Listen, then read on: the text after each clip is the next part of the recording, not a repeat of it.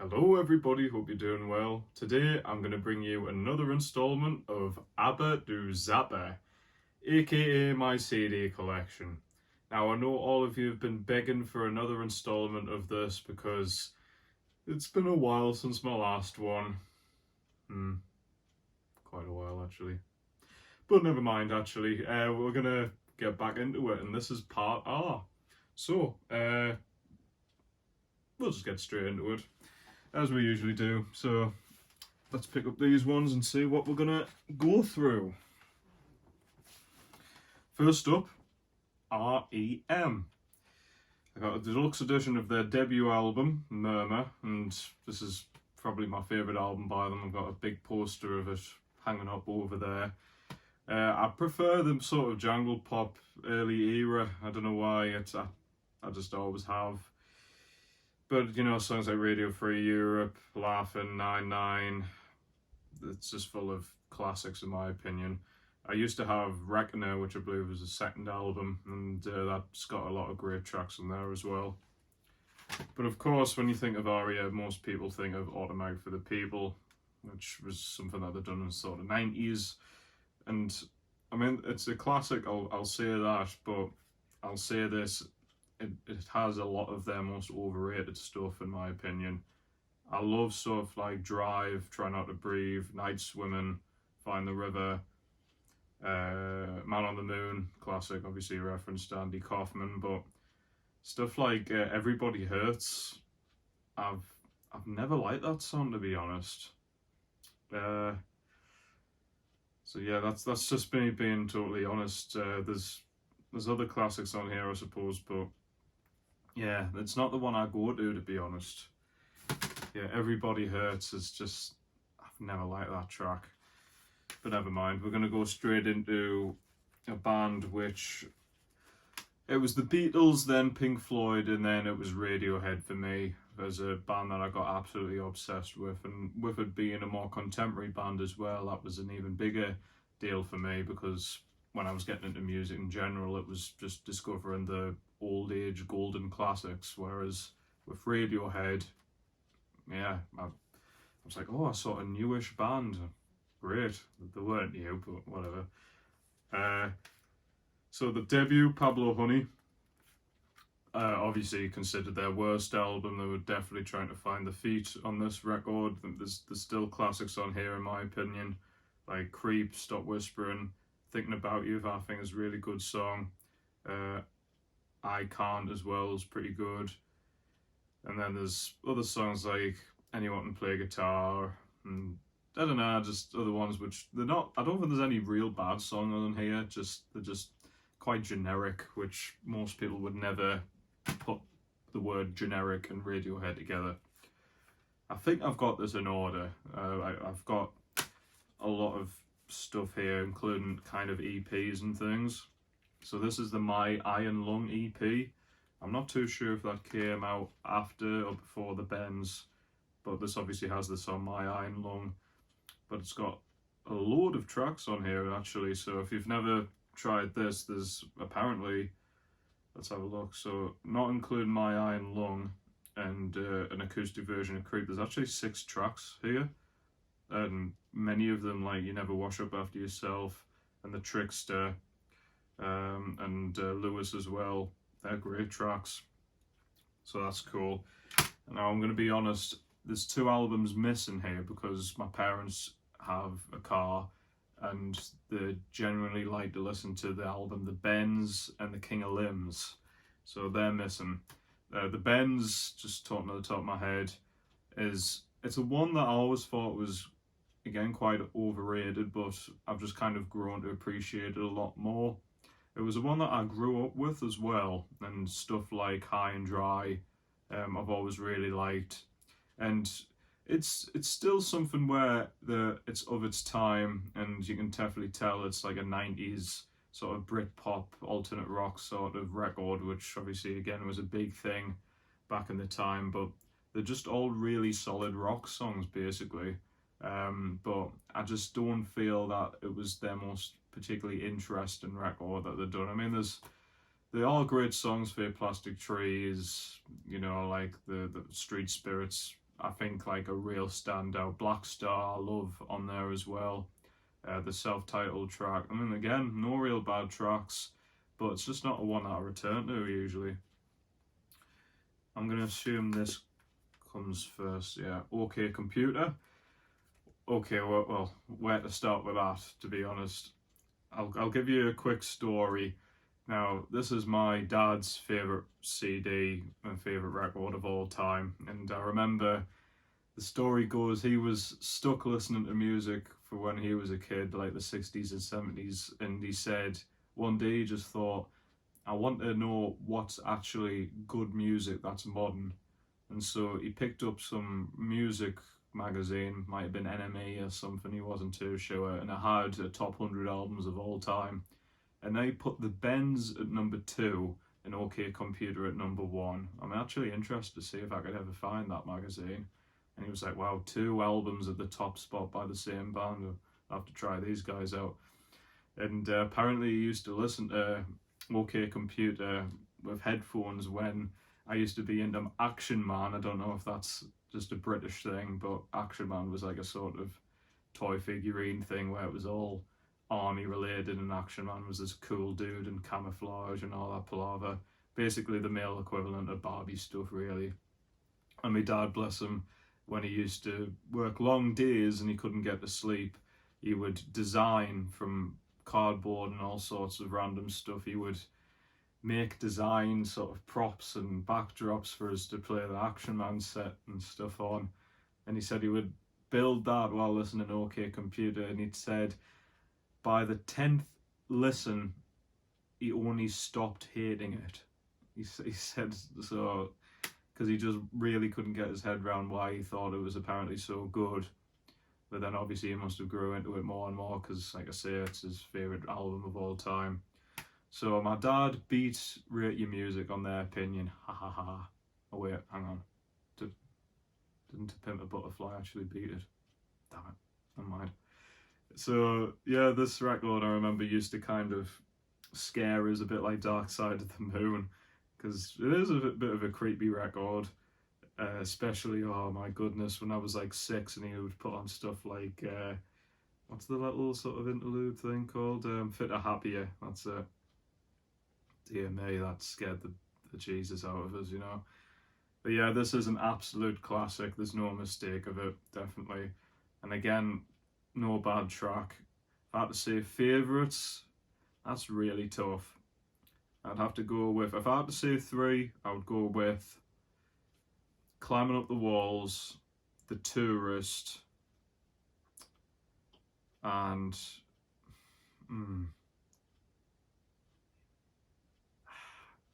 I'll have to go with Let Down. Those are my favourites. Amazing record.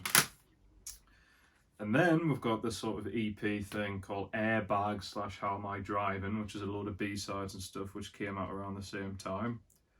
Yeah, this has Airbag the song, but literally, so again, 1, 2, 3, 4, I think again about 6 tracks here. So be aware of this if you want to get more into Radiohead, if you've sort of got sick of listening to the main studio efforts. But this has got like Polyethylene and A Reminder and Pearly. Yeah, those are really good tracks, so that's worth checking out. Then we've got Kid A, which is easily one of my favourite records of all time. I remember when I first heard this, I was walking to school and it absolutely blew my mind. And I remember when the title track came on, I nearly cried. I remember that, because I just thought it was so beautiful. And that's still one of my favourite songs ever. It's always been a toss-up between this and OK Computer, and the third spot's always went in Rainbows. But it really just depends on what mood I'm in, I suppose, but Kid A is absolutely amazing. I mean, favourites on here, again, if I had to pick 3, I would go with the title track, How to Disappear Completely, and Idiotech. That would be my favourites. So, unbelievably good.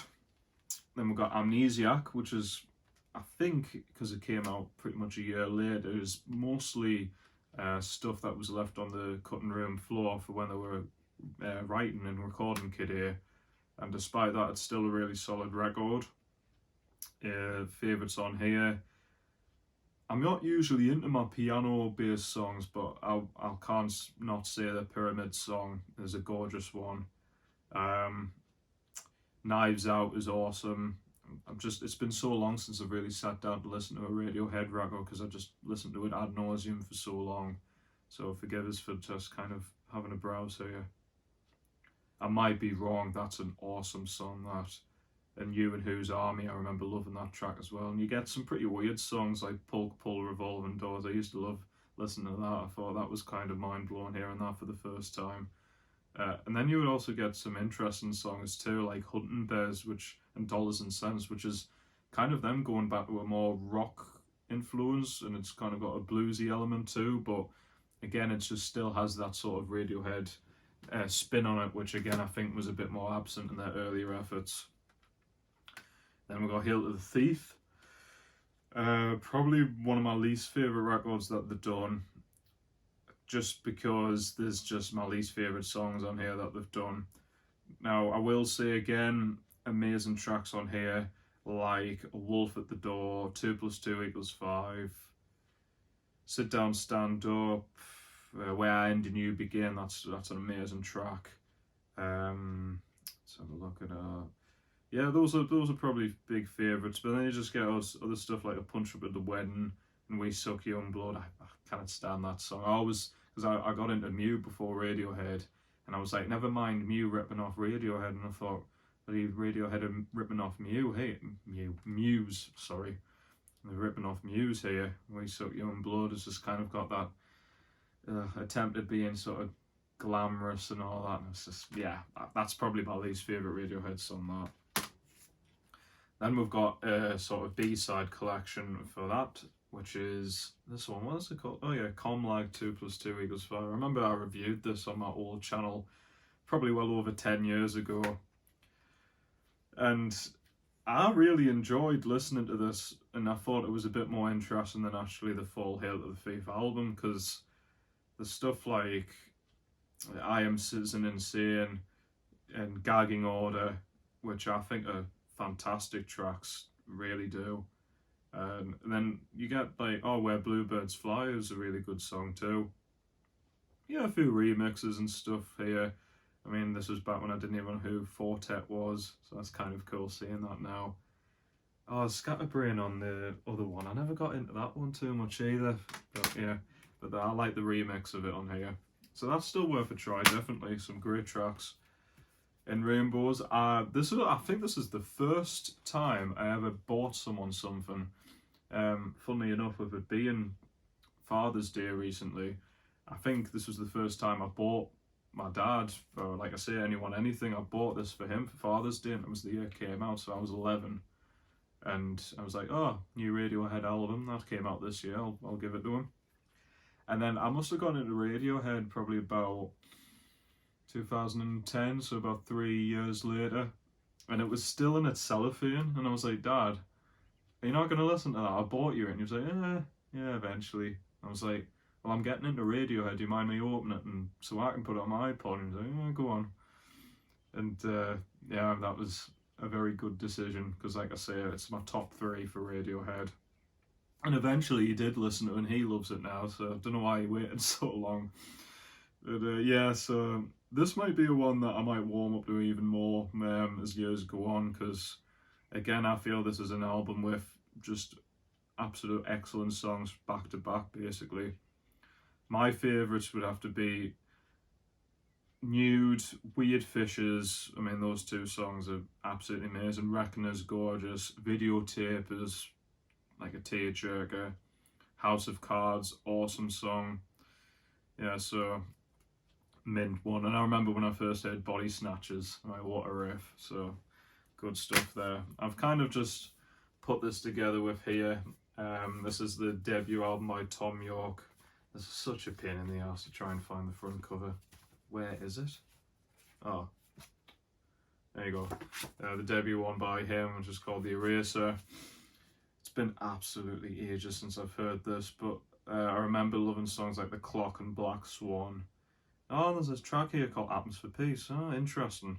Oh yeah, and Horror Downhill. That's a min track. That's the one I really recommend. I think that was a single. Really good track that. Like I say, it's a sort of 1-2 miss a few affair actually, but I do actually really like The King of Looms, and I think that's a really underrated record by them. And have they released anything? That's so bad, I can't even remember if they released anything after this, but I don't think they have. A Moon-Shaped Pool.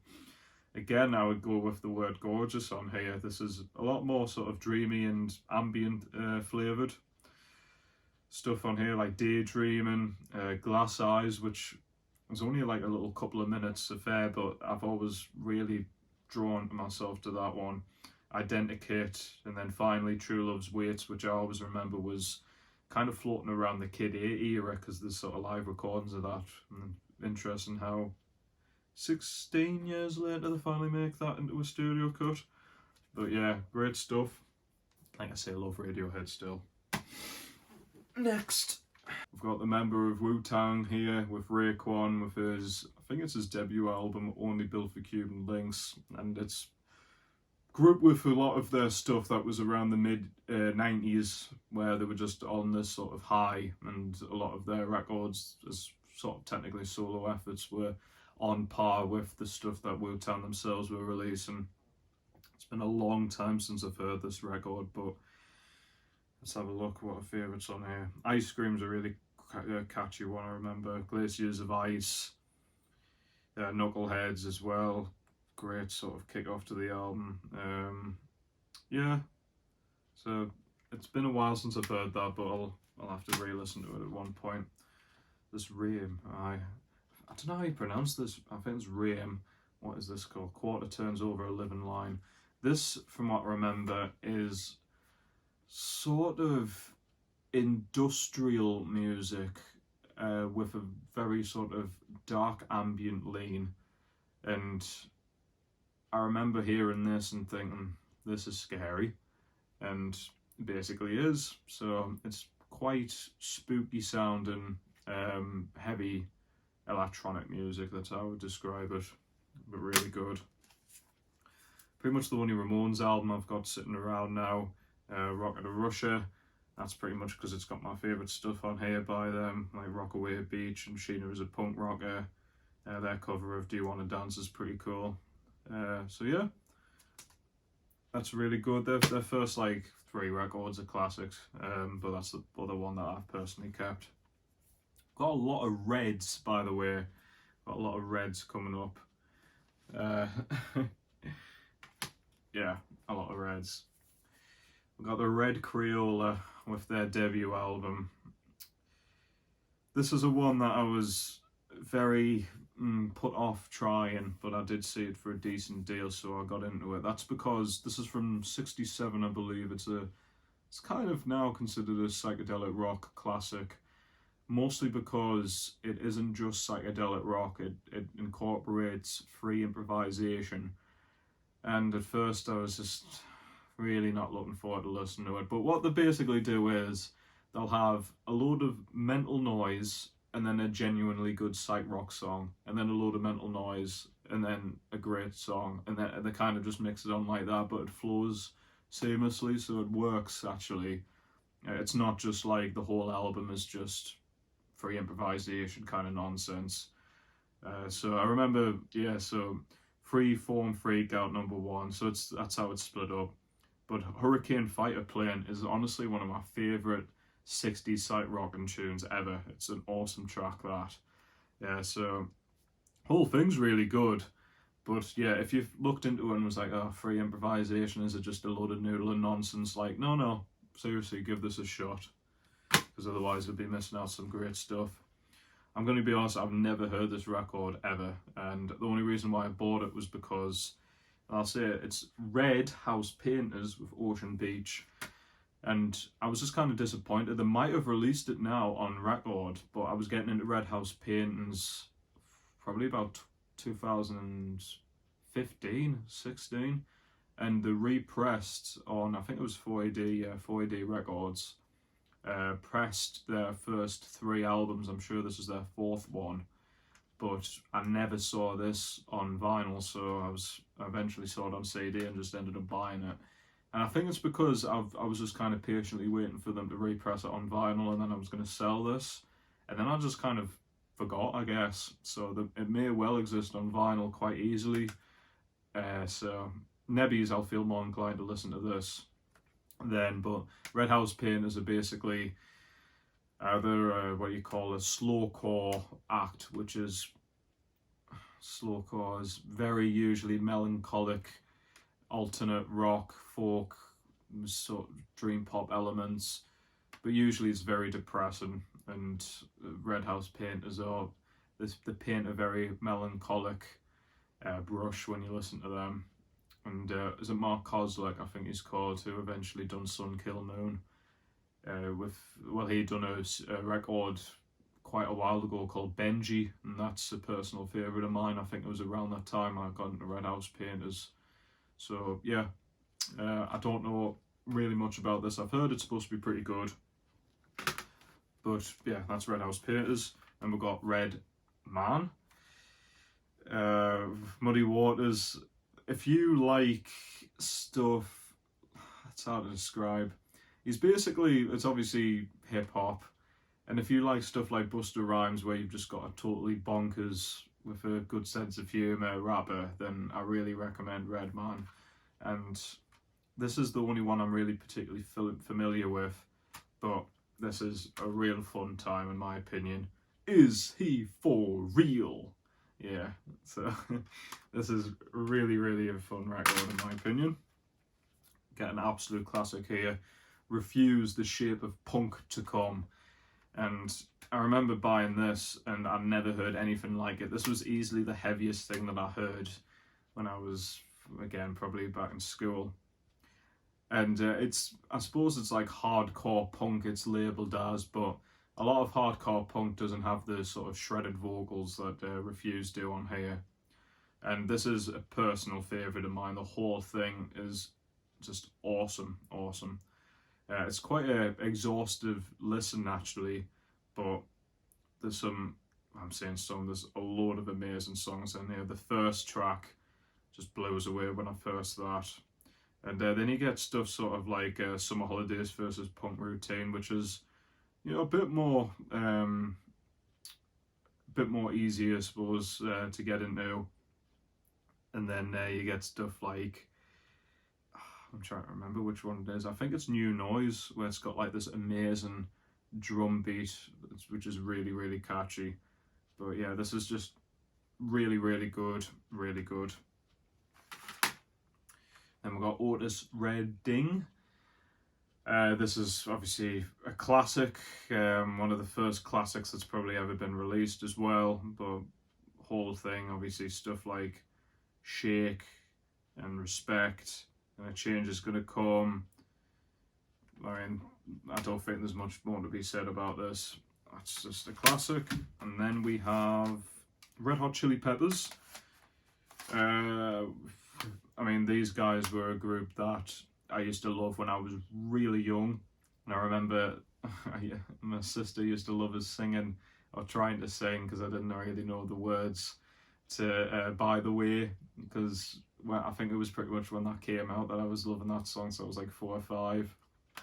And Red Hot Chili Peppers are just a group that I've never fully got into, but saying that, there's always been a few albums here there that have been just a stable part of my childhood, basically. I remember at the library once they had randomly, of all their records, the debut, and I was just like listening to this, I was like, yeah, this isn't very good, but never mind. So we've got the first classic, I suppose, Blood Sugar Sex Magic, and a lot of classics on here, obviously. Suck My Kiss, Funky Monks is awesome, The Power of Equality, and then obviously Under the Bridge. But the one I've always favoured, probably because I listened to it even more when I was growing up, was Californication. Probably because, again, it's got really good rock as I get on top and stuff, but then I think it's the more chilled stuff, like Scar Tissue was an absolute childhood favourite for me. Porcelain, I love that track as well. It's a gorgeous one. So yeah, I think I've always favoured this one, and maybe I'm doing myself a disservice not getting into their other stuff, but yeah, that's favourites there. And then we've got Lou Reed, the Transformer, again, stuff like Satellite of Love, Andy's Chest, Imperfect Day, Vicious, Walk on the Wild Side. I mean, those are just absolute classics, and that obviously makes that a classic. Never really, there's the album Berlin I've never heard before, and it's a one that for literally probably close to a decade I've always been meaning to try, and I just never have, so maybe one day I will. Then we've got a group called Ronaldo and the Loaf, which you might not have heard of because they're quite an obscure group. And they're basically a group that became popular thanks to the Residents, who will be coming up soon, obviously, because of their name, begin with R. And these guys can sometimes be on par, if not top the weirdness of the Residents. And just a really random one here. Now, this is a good album, okay? But there is a song on here called Here's to the Oblong Boys. And I got this album, right, because I got obsessed with Here's to the Oblong Boys. I thought it was just some of the catchiest stuff ever. And I remember putting it on my iPod, and I was like, oh yeah, I'm going to listen to Here's to the Oblong Boys. And I was like, eh? Sounds nothing like what I'm used to. Have I heard an alternate version or something? And then I realised, throughout this whole time I was listening to Here's to the Oblong Boys, I had it accidentally on YouTube on ×2 speed. And you would assume that, well, surely it would have just sounded totally rubbish. Well, no, because it's actually a very slow-paced song, Here's to the Oblong Boys. And so that's the only way I'm used to hearing it on ×2 speed. So you do it yourself. Check out Here's to the Oblong Boys by Ronaldo and the Loaf. Listen to how it is as intended, and then put it on ×2 speed. It's way better in my opinion. So that's the weird story I've got with that. And here's another group that I just haven't really tried other than the debut, which is The Replacements with Let It Be. I mean, their classic on here is obviously the first track, I Will Dare. But the whole thing's like just a really solid sort of punkish record, like Black Diamond, 16 Blue, Tommy Gets His Tonsils Out, Favourite Thing. Great album, and I am meaning to try out their other stuff because I know they've got a good couple of other albums which are considered classics, but I'll get round to it. Now, I was just pretty much going on about the Residents, and I'm going to show you my little collection of Residents music. The Residents, for me, are a group that blew me away when I first heard them. The first track I ever heard by them was literally the first track of their debut album called Boots, which is literally a cover, I guess you would classify it as, of the yeah, it's nothing like the original version, the Nancy Sinatra one. And I remember playing it like 15 times in a row because I was like, this is so weird and yet really catchy at the same time. And that was when I was in college. And what was so strange was I was in media studies. I did media studies, and then probably a couple of days later or something, I'd done English. I took English literature, and I sat next to a bloke who he was like basically a good friend of mine around then, and he just randomly out of the blue was just like, "Have you ever heard of the Residents?" And I was like, "What? I've just discovered them a couple of days ago." It's not like, obviously it's not like a new band or anything. I was like, how in the hell? And he was like, oh yeah, I was just looking into their music videos. It's so weird. That always sticks out to me. That, I mean, what are the chances? So yeah, the Residents I absolutely love. And these CDs here, at one point I thought they'll become collectible, and maybe it's the because of the being older prints, but now that they've done this sort of enhanced edition where they've went back and remastered all their stuff, I'm not going to be a gatekeeper. I'm glad that their stuff is more readily available, so I hope you guys enjoy the Residents because they are easily the most, or if not one of the most unique bands of all time, and I could talk about them for ages. They've got so much interesting stuff behind them. You just look them up themselves, you know, and yeah, even now, when someone says, well, what sort of music do they do, it's so hard to describe. So this is one of my favourites ever, Meet the Residents.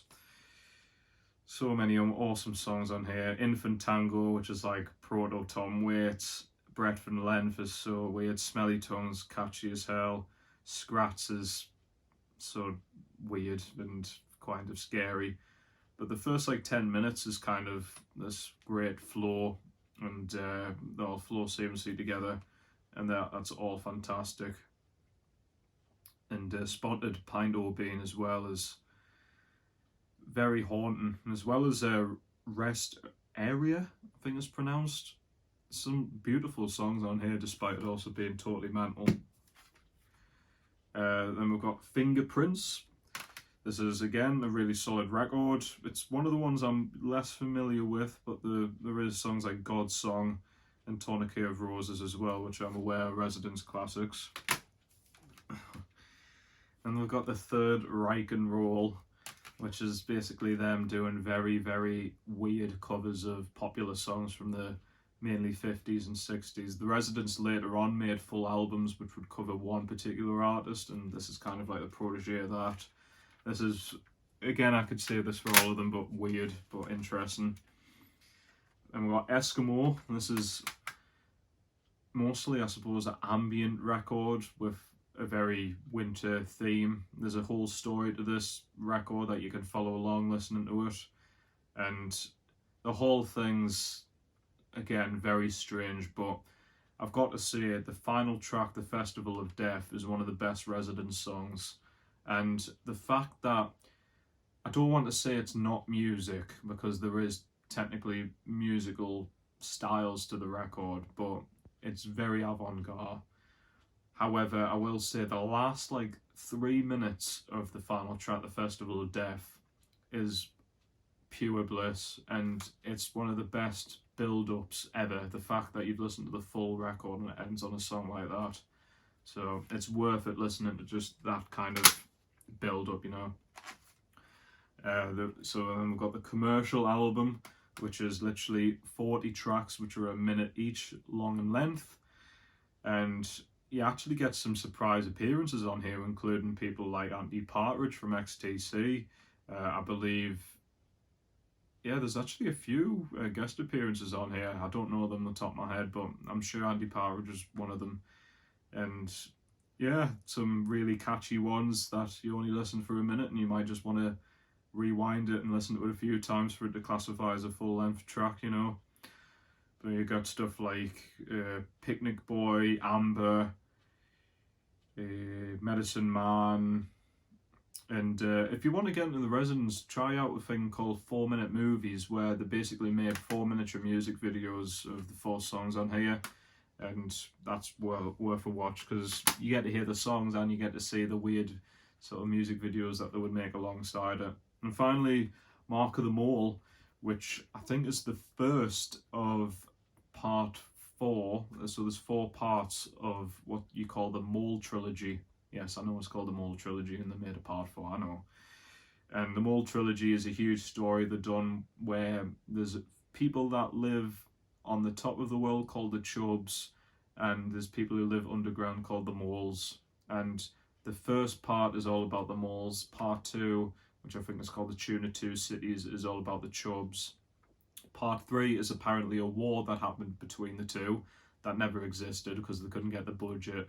And part 4, which is called the Big Bubble, is where the Moles and the Chubs eventually started to form together. Some of them bred together, and the Big Bubble is the name of a pretend band, so it's just a pseudonym for the Residents, where they make music which is a mix of both the Mole music and the Chubs music. The Chubs music is sort of synth pop and attempts to be kind of quite happy sounding, whereas the Mole music is a lot more industrial and darker sounding.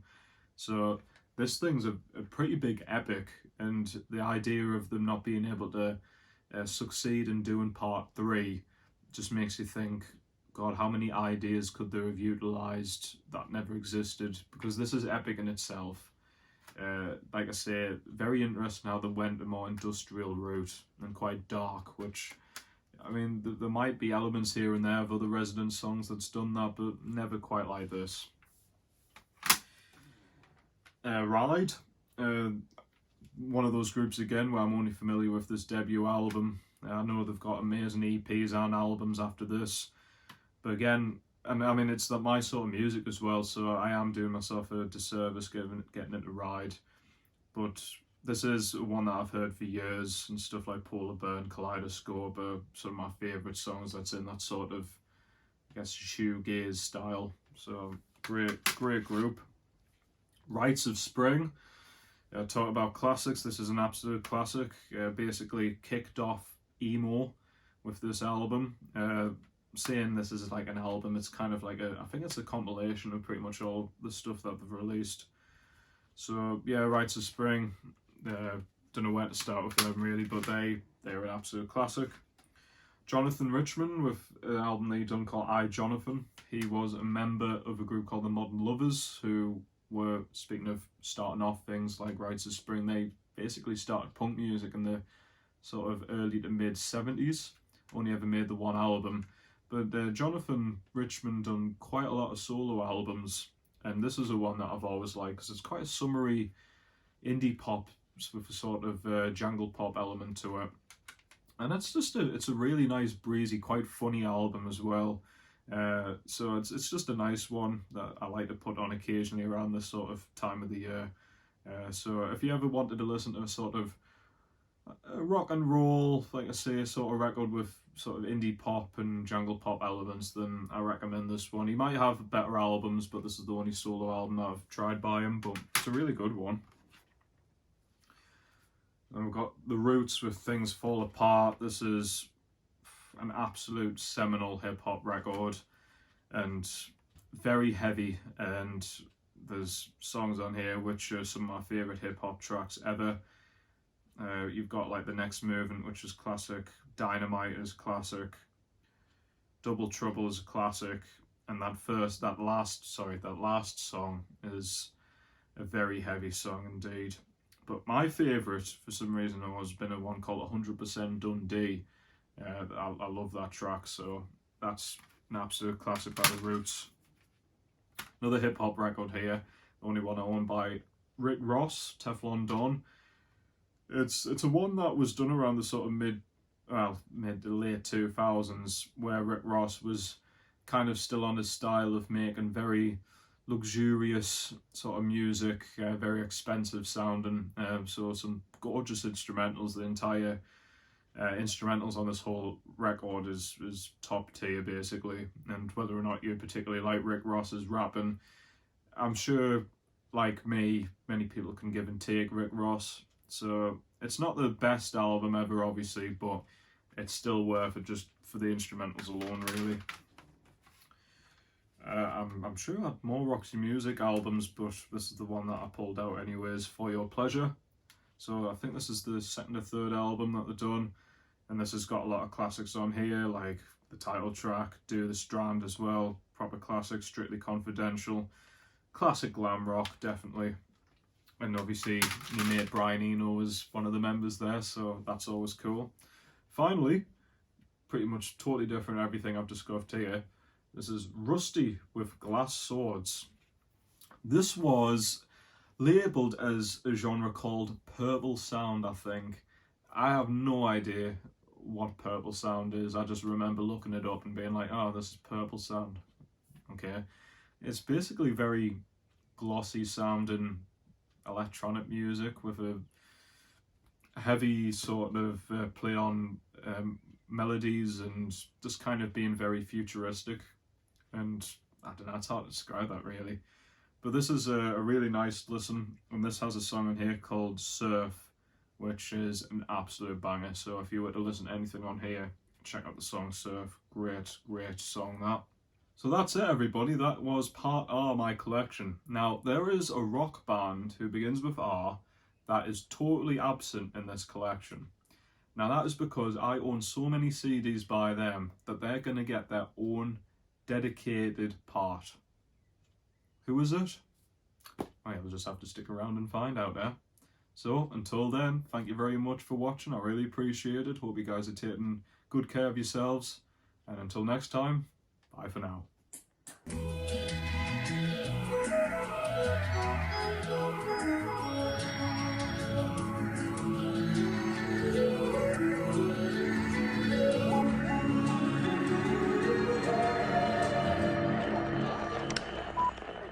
Thanks for listening.